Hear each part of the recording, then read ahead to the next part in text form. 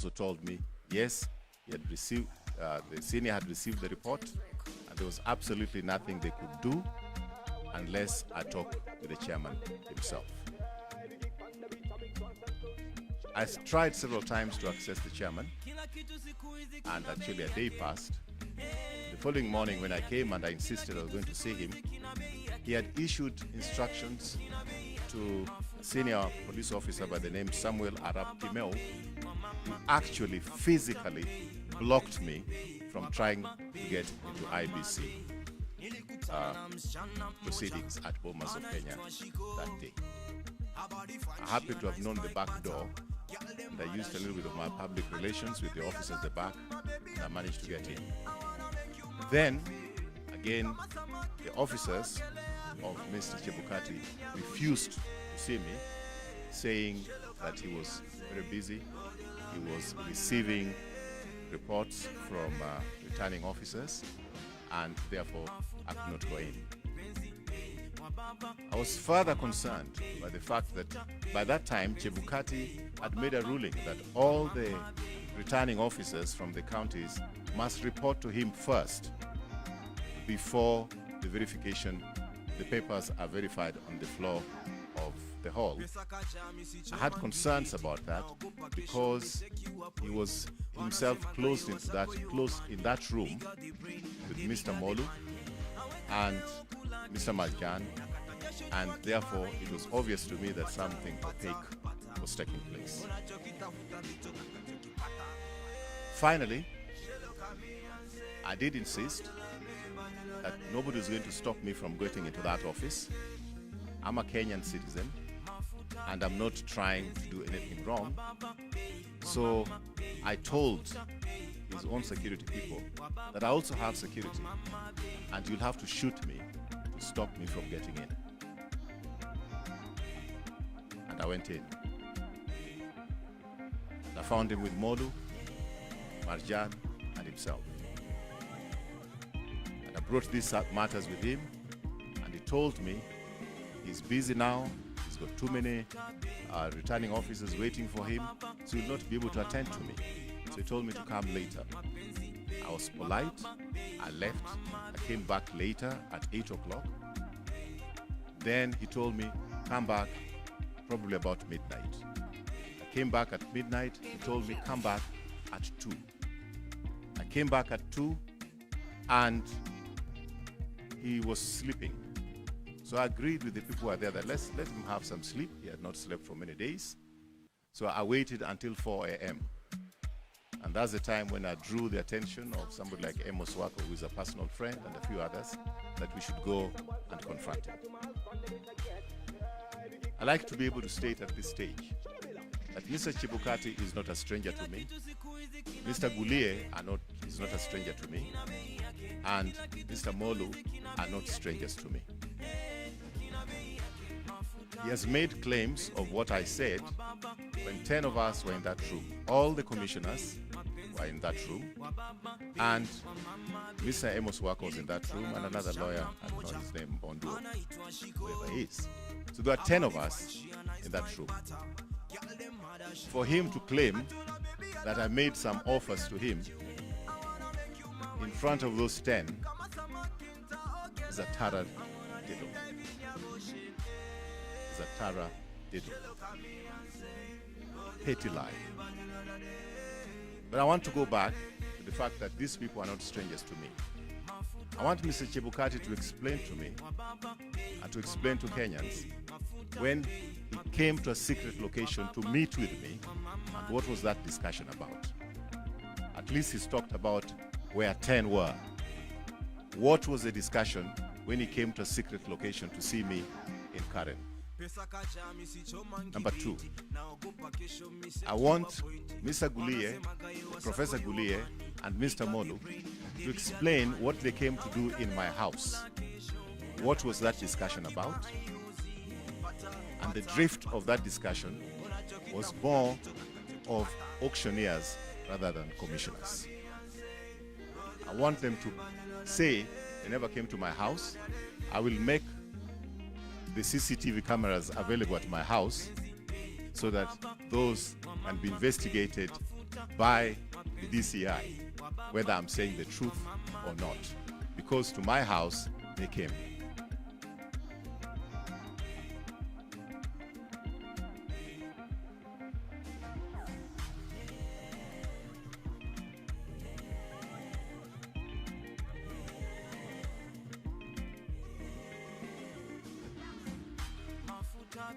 I did give an account to Mr. Gulie that there was a worry that the Form 34As were being changed.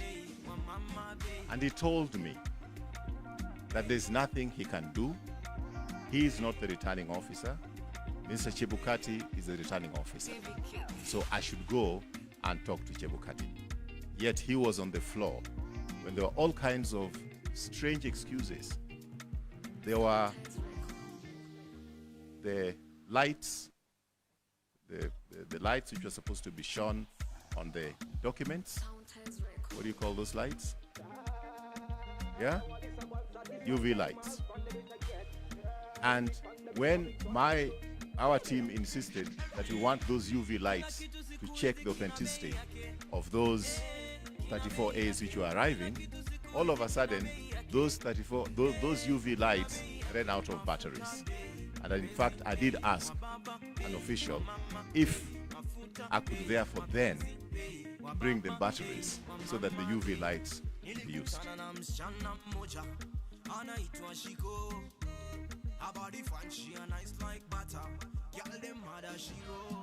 So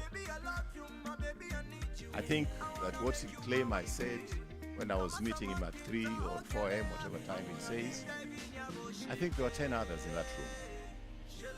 So I think those 10 others should be able to corroborate his story. But I'd like to be able to report here that Mr. Gulie, when we were having that discussion, left to go to the toilet for a very long time. And of course he left with his phone. And as we left that room after talking with them, the UDA officials, namely Nanok and Veronica Maina, were at the door waiting for us to leave so that they could get in. I think I'm acted within my right that if there's a complaint to be made, I should make that complaint. I didn't go in there alone, and I didn't talk to Mr. Chebukati alone when I presented those issues. And just as he wants to tell Kenyans about the discussion we had with him at the wee hours, about 4 a.m., I think he should be honest enough to tell Kenyans what he was discussing with the Nanok and Veronica Maina as soon as we finished with him. Thank you very much. I'm ready to take some questions. You're always the first one.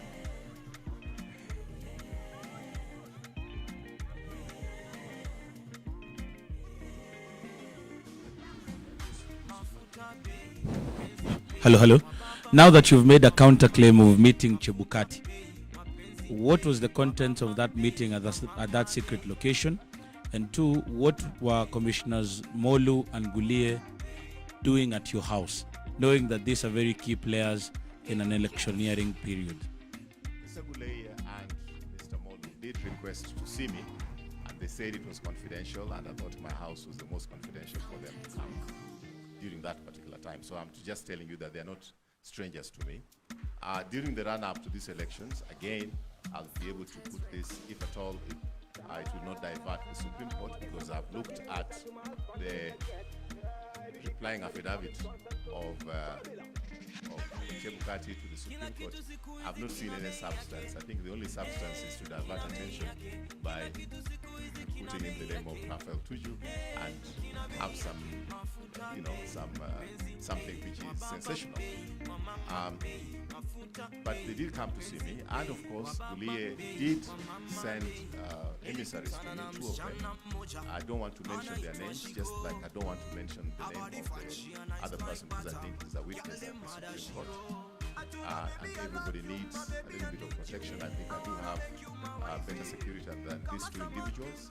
I don't want to mention their names, but he sent them to me, and he was very, he complained to me that nilikutumia watu, mbona hukuongea nao?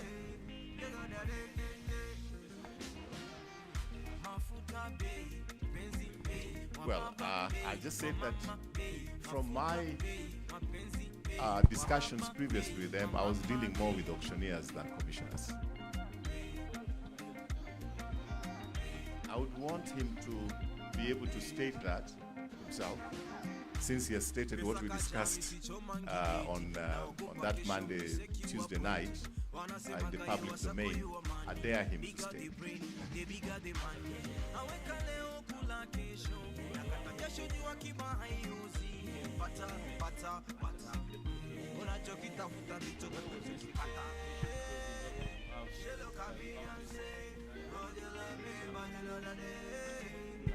Content of this, and what could have been the contents of this meeting? Was he also auctioning or even trying to solicit a bribe from your side?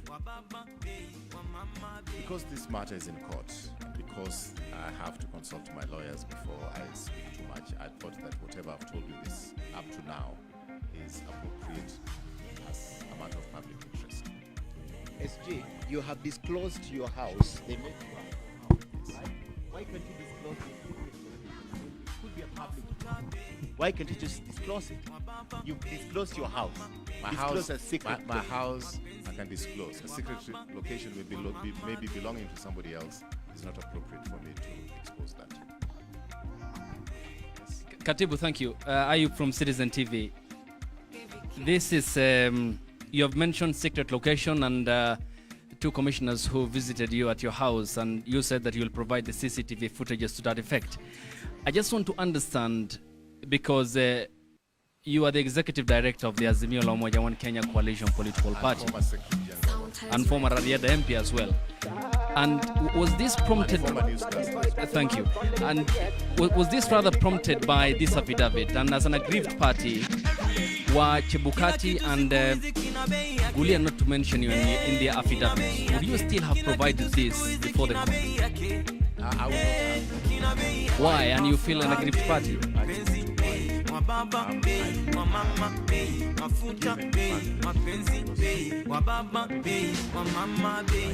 Nilikutana na msichana mmoja anaitwa Shiko. Her body fine, she a nice like butter. Girl them mad as she go. I told her, baby, I love you, my baby, I need you. I wanna make you my wife. Kama samakinta ogelea, I wanna live life in your bullshit. She look at me and say, oh, you love me, but you know that day. You know that day. Mafuta bay, penzi bay, wababa bay, wamama bay, mafuta bay, mapenzi bay, wababa bay, wamama bay.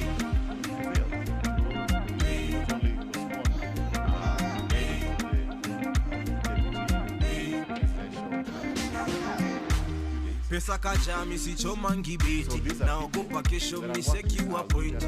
Wanasema gaye wasako you are money, bigger the brain, the bigger the money. Aweka leo kula kesho, nakata kesho jua kiba haiuzi. Pata, unachokitafuta ndicho kinachokipata. She look at me and say, oh, you love me, but you know that day. You know that day. Mafuta bay, penzi bay, wababa bay, wamama bay, mafuta bay, mapenzi bay, wababa bay, wamama bay.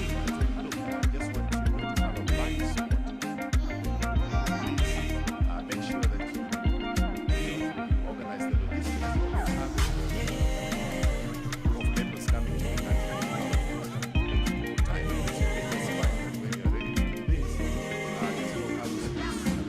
Mafuta bay, penzi bay, wababa bay, wamama bay, mafuta bay, mapenzi bay, wababa bay, wamama bay. What's up? But when it's a session, that is against me. In every sense of the word. I think it's my right to also explain to the Kenyans my side of the story. And thank you very much. Would that be part of the content in your affidavit before the Supreme Court? You said you can detail every The aspect of it. affidavit has been, actually, I wanted to share the affidavit with Okay, you. okay. But right now, my lawyers are working on it. Okay. And they were not ready to give it to me so that I could share it with you. As soon as it is there, I mean, affidavit, I may decide what I want to say, but as you know, lawyers will tell you, no, you can't say that. But that's within my right to decide what I'm saying and what I'm not saying. But this bit, I felt that I should tell Kenyans. Thank you very much. Thank you. Chebukati himself. So, Yeah, who initiated the secret meeting between me and Chebukati? It was Chebukati himself.